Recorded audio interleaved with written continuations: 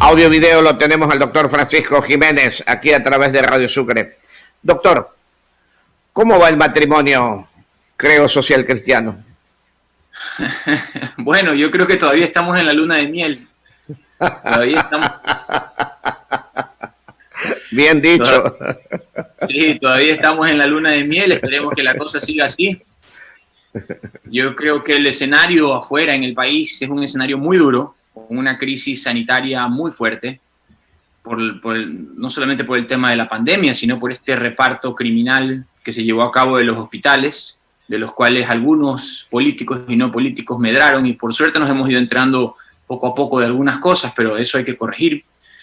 Tenemos una crisis económica que no empezó con la pandemia, pero que sin duda se acrecentó con ella, porque los comercios, los servicios, los restaurantes, la artesanía, la industria, todo se resintió. Vamos a tener un decrecimiento de al menos 7 puntos en el PIB y ojalá que no sea más para este año. Y aparte tenemos una crisis moral en el país, una crisis moral acreditada por el hecho de que, por ejemplo, en la Asamblea, que está muy desprestigiada, tenemos al menos 60 asambleístas que están siendo indagados por distintos casos posibles de corrupción. Entonces hay mucho que hacer en el Ecuador y yo creo que a nadie le conviene una dispersión política. Me parece que sensibles a eso, tanto el Partido Social Cristiano como el Movimiento Creo han coincidido en que debe haber un solo proyecto político. Nosotros en el Movimiento Creo hemos venido trabajando un plan de gobierno desde hace varios años con nuestros éxitos, con nuestras desventuras, con la experiencia de lo que sucedió en el 2017. Y me parece que eso de alguna forma nos da cierta madurez y experiencia para enfrentar lo que ahora se viene. Y está claro que uno de esos objetivos debe ser un solo plan de gobierno, un solo candidato a presidente, un solo proyecto político que le dé forma a este Ecuador que tanto lo necesita. Ahora, doctor Jiménez, hablando de toda esta unión entre el social cristiano y Creo, se está hablando, ustedes no, definitivamente, oficialmente no, pero la gente habla de que va a haber un cogobierno. Tenemos entendido de que no hay ninguna alianza para gobernar el país. Si gana Lasso, definitivamente él es el presidente. Y dentro del social cristiano no hay nadie quien vaya a estar dentro del gobierno.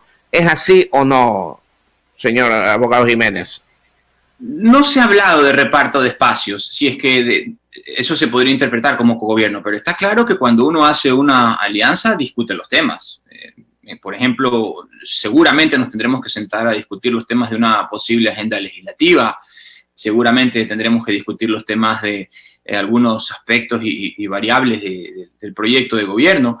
No ha habido discusión de nombres, de espacios, ni de ministerios, ni de nada de eso, porque eso en esta época es prematuro. Ahorita hay que ganar una elección y las elecciones no se las gana en la mesa, se las gana el día de la elección. Entonces, no hemos avanzado tanto en ese sentido, pero tampoco es que no se ha dicho nada. Además que es una secuencia lógica. Lo primero es sentarnos a ver si estamos de acuerdo en un solo proyecto político, y ya está claro que estamos de acuerdo. Lo segundo es ver qué podemos unificar, dado el tiempo escaso que había, y al menos se logró unificar la candidatura de presidente, vicepresidente y el proyecto de plan de gobierno, como dije hace un momento. Lo de los asambleístas, pues ya no se puede unificar porque ya quedaba muy poco tiempo. Cada organización tiene su presencia en el territorio nacional, tiene su gente, tiene sus nombres, pero seguramente tendremos que actualizar la conversación para ver de qué manera logramos impulsar ese barco de manera conjunta que se llama Ecuador, y eso incluye también discutir algunas y las principales aristas sobre el plan de gobierno ya cuando corresponda, ¿no? Doctor Jiménez, ustedes han llamado a la unidad de la derecha, y han accedido muchos movimientos sociales, muchos movimientos políticos, el social cristiano accedió. Hasta este momento, ¿dónde queda Alvarito?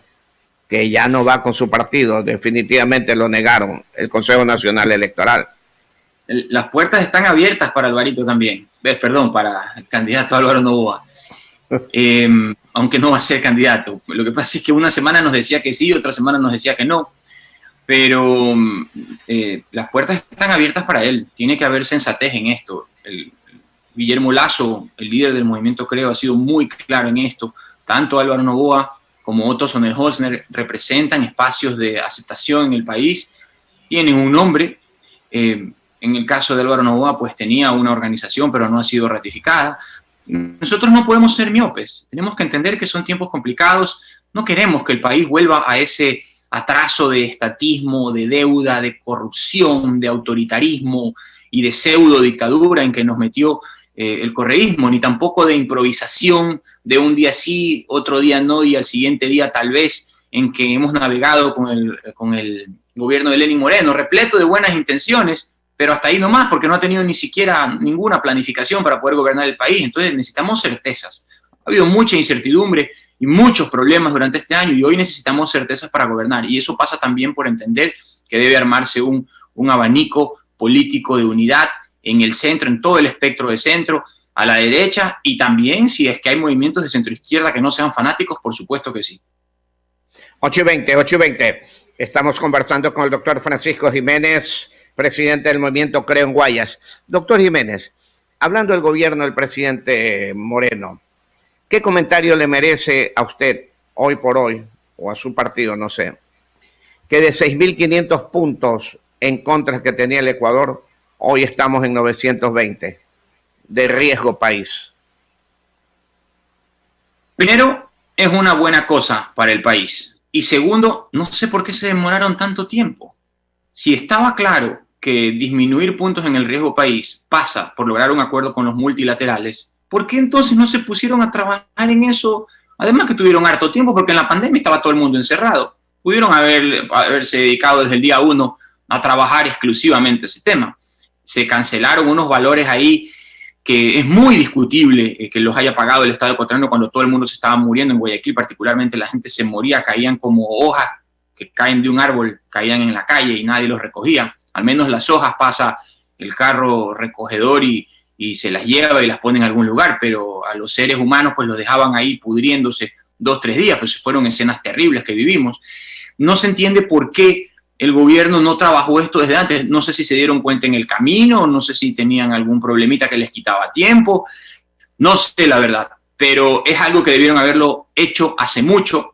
Recién lo logran consolidar al final de su mandato cuando les quedan unos pocos meses. Aquí solamente cabe decir el refrán, más vale tarde que nunca. Yo no estoy bravo por el hecho de disminuir más de 5.000 puntos de riesgo país, al contrario, estoy contento, pero está claro que si es que eso se pudo lograr en 2-3 meses, debieron haberlo hecho mucho antes para ahí sí meter un gran programa de reforma económica y de reactivación económica, que es en lo que este gobierno, así como en muchas otras cosas, nos queda debiendo.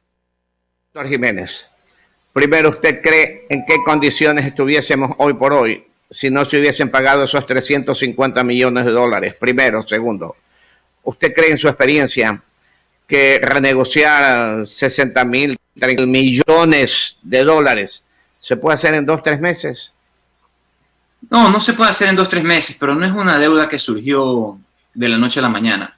Una deuda que ellos ya tenían claro cómo venía siendo arrastrada desde la época del correísmo. Recibimos un país endeudado, un país con casi ya nulo crecimiento económico, y yo creo que allí la improvisación, la falta de entendimiento de los problemas del país y la falta de voluntad política le terminó pasando factura a este gobierno. Después ya vinieron otras cosas también, porque lo urgente dio paso a lo importante, como por ejemplo lo que sucedió en el 2019 con las terribles revueltas que azotaron el país por la subida de un momento a otro de los precios de la gasolina, que originó que un grupo de vándalos destruya durante 10-12 días la ciudad de Quito, en una cosa que en niveles de violencia que no habíamos visto nunca antes. Entonces, yo creo que allí simplemente faltó planificación, se improvisó mucho, se perdió mucho tiempo, he ahí las consecuencias. Si es que no hubiésemos cancelado esos 300 millones de dólares, yo no quiero especular, porque dicen que todos son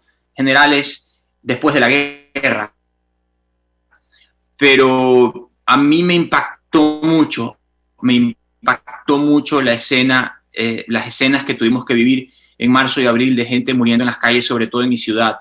Y la verdad es que no quiero ser injusto con el gobierno, pero justo también es decir que había mucha gente que necesitaba ese dinero en ese momento. Y tal vez los tiempos no fueron los más precisos para querer cumplir con esas obligaciones. Ya es historia, mucha gente murió. Yo, por ejemplo, la asistente que trabaja en mi oficina, le digo porque lo viví de primera mano, perdió a sus dos padres, padre y madre, ni siquiera les pudo ver la cara, se los entregaron envueltos en fundas plásticas, espero no con sobreprecios, pero tuvo que enterrarlos así, como pudo. Y también yo perdí a un par de amigos, uno sobre todo muy querido. Entonces esto es algo que nos ha tocado, yo creo que el 90-95% de la población, y en la ciudad de Guayaquil creo que todos hemos sabido de alguien o perdido a alguien o conocido alguna historia durísima. Entonces, no es bueno especular, pero está claro que si hay algo que marcó a este gobierno fue la improvisación y la falta de planificación y además la lentitud. Y eso, dentro de lo que nos tocó vivir, lo terminamos pagando muy caro. Experiencia de Guayaquil, pero sin embargo, 825, con la experiencia de Guayaquil, Quito vivió exactamente lo mismo y tal vez peor.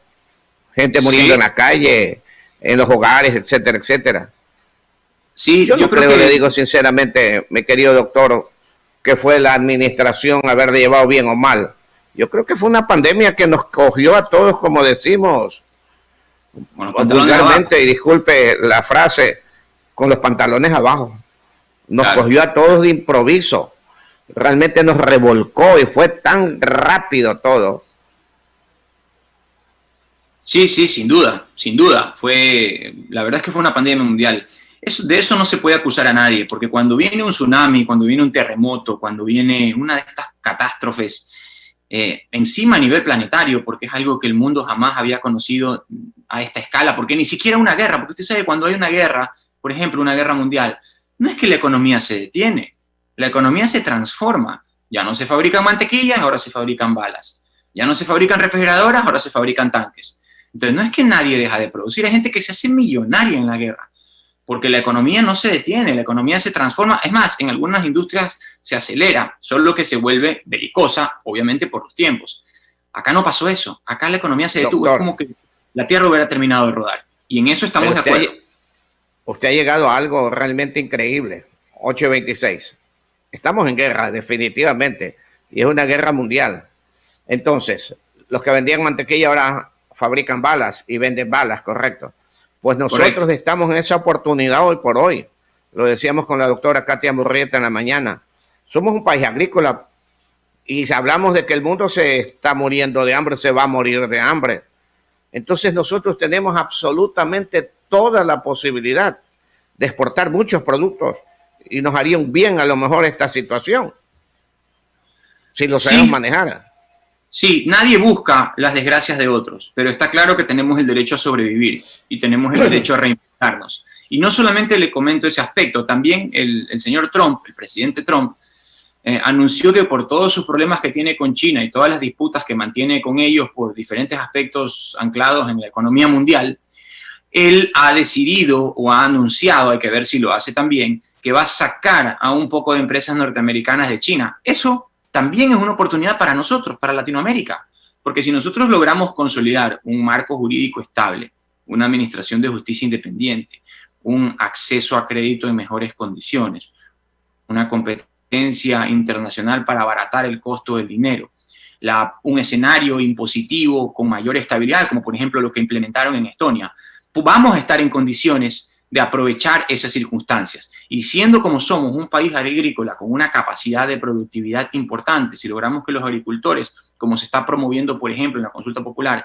tengan acceso a créditos, tengan acceso a tecnología de punta, tengan acceso a todas las herramientas que hoy por hoy facilita el progreso, vamos a estar en condiciones de aprovechar este duro momento en favor de los ecuatorianos. Siempre nos han dado palo. Siempre hemos estado a la saga, no solo de los países del primer mundo, sino muchas veces de los países de Latinoamérica. Hoy, creo que con un poco de sensatez, de sentido común y de sabiendo leer lo que está sucediendo a nivel del planeta, podemos reorientar nuestra industria, darles las seguridades a los inversionistas que ellos requieren para lograr captar dinero que venga al país y poder así reflotar económicamente y poder salir del hueco en el que varias circunstancias externas e internas nos han metido. Pero doctor Jiménez, nosotros 829, toda la vida estamos llamando a la empresa privada internacional que venga a trabajar. Inversión extranjera. Usted ya nombró una serie de hechos por las cuales no vienen.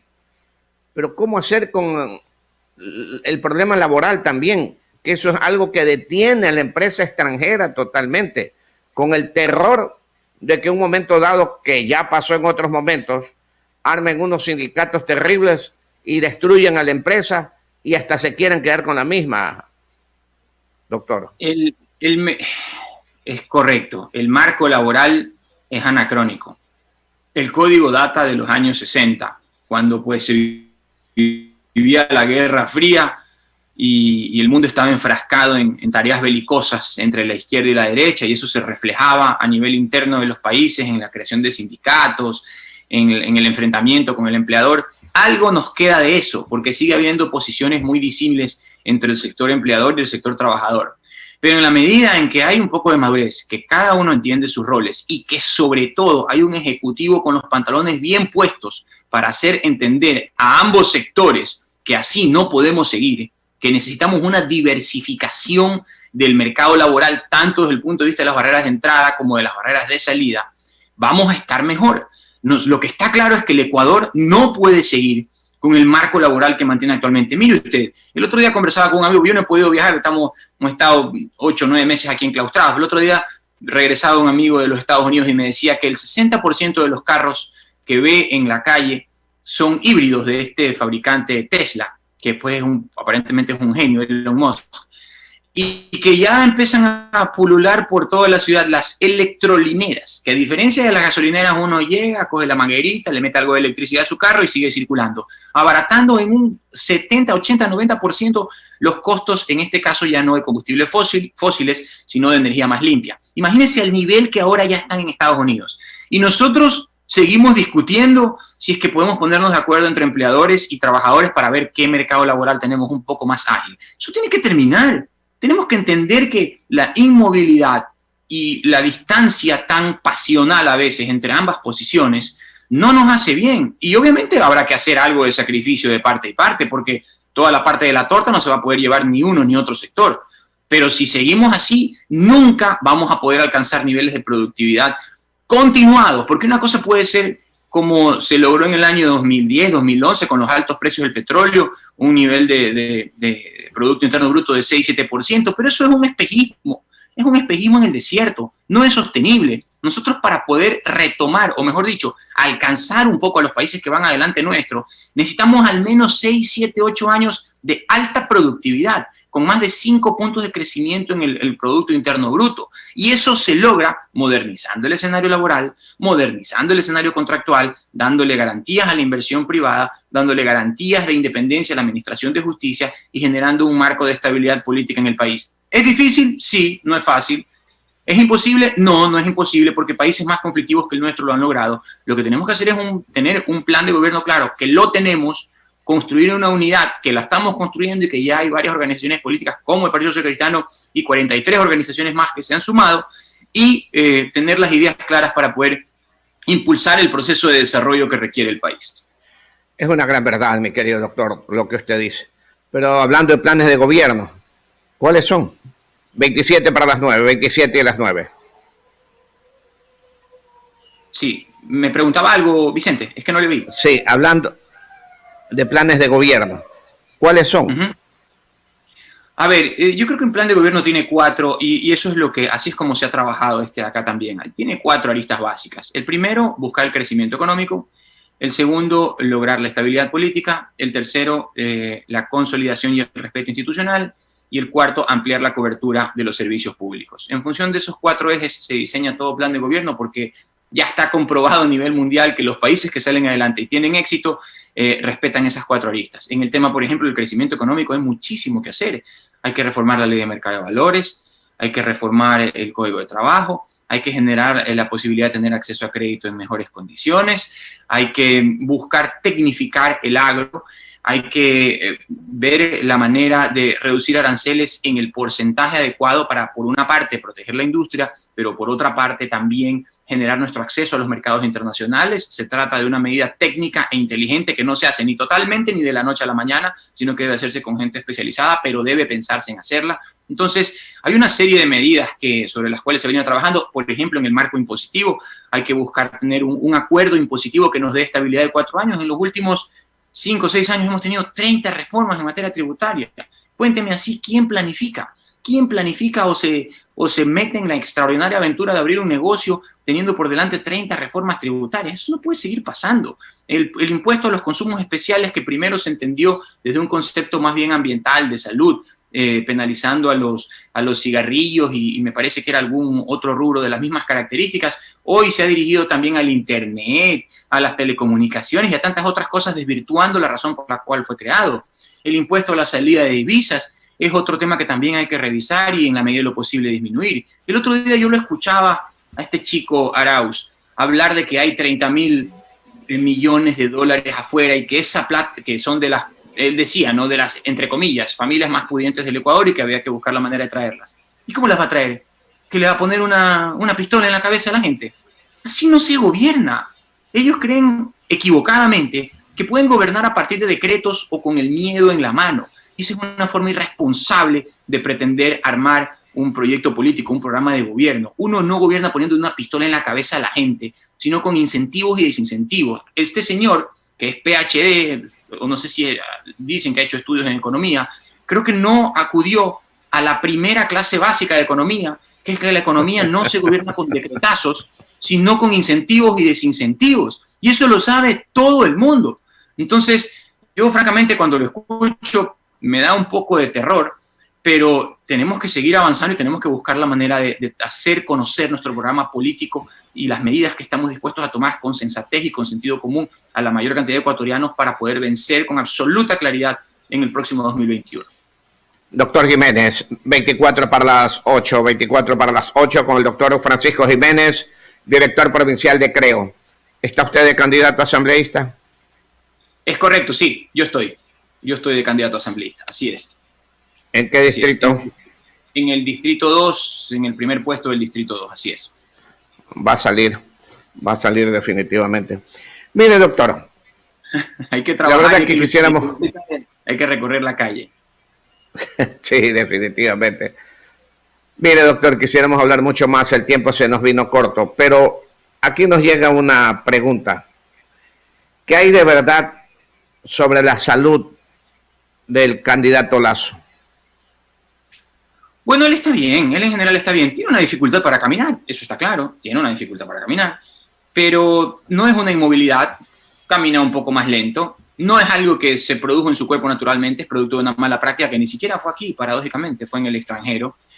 Tiene que vivir con eso, como cualquier persona que le han hecho una mala práctica y que le ocasione molestias en el futuro, pero de ahí por el resto, él está bien, jovial, con buena energía, con buena predisposición, con capacidad de lucha, con voluntad política y sobre todo con las ideas claras, ¿no?, para cambiar adelante este país, para cambiar este país y sacarlo adelante, y eso es lo que a nosotros nos importa. Claro que también se trata de una persona con energía y con una voluntad férrea, y yo creo que eso es también algo que él ha demostrado durante los 10 últimos años. Ok, doctor, le agradecemos mucho y lo vamos a molestar en otro momento para hablar sobre el país, no de partidos políticos ni nada, aunque usted está de candidato, pero el país, y Dios quiera tener una mayoría en la Asamblea para tratar de cambiar definitivamente el país, es una gran verdad, sin afectar a nadie, ni a los de izquierda ni a los de derecha, sino al país, mi querido doctor.